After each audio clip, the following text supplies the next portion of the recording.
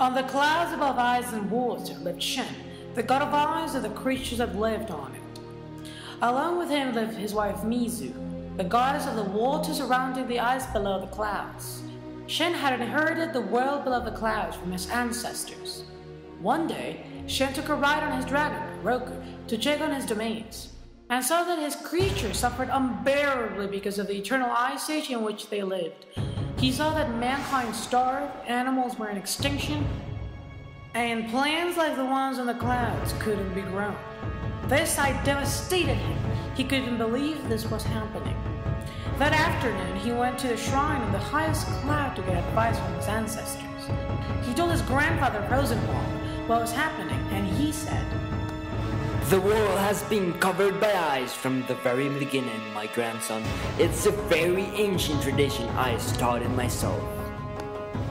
However, his father Minato said, "My son, our world will soon face a tragic end if this isn't stopped. And should this happen, the dynasty will end. Use the powers entrusted to you to ease this unbearable pain." Every day, Shen could see more men starving and more animals dying. His anguish and struggle was driving him mad, so he asked Mizu for ideas. My beloved husband, you're blinded by pride. Can you see that the solution lies next to you? The dragons, you may see them as just as a transportation system, but they're the same creatures that keep us warm. Full of embarrassment, he went to the Huo Palace to talk to Xiaolong, the god of the dragons of all the clouds. Xiaolong had a grudge against the ruling gods because of the way they treated the dragons.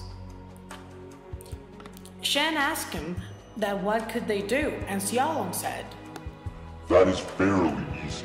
The dragon's prodigious fire breath should do, but they will only agree if the gods begin to treat them much better than just common use." Shen, Mizu, and all the gods of the clouds compromised to treat the dragons as extraordinary creatures because, after all, they were the only way the world could be balanced. As soon as they promised this, hundreds of dragons descended onto the world below the clouds and breathed fire. The ice began to melt and create rivers. Heaps of snow became beautiful green mountains. Wide long valleys surrounded by mountains appeared, and all the types of trees and flowers grew just like the ones on the clouds.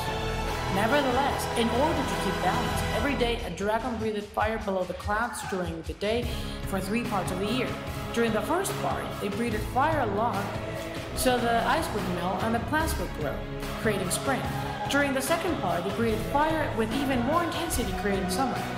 During the third part, they would breathe less intensity so that the leaves of the trees would fall, creating autumn. And during the fourth part of the year, they took a break, and because of that, the world will freeze until the dragons return, creating winter.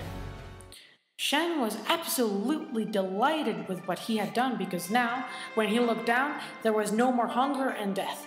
There was happiness, harmony, and smiles. His wife Mizu and the other gods were also very pleased with the change, and Xiaolong no longer held a grudge against the gods.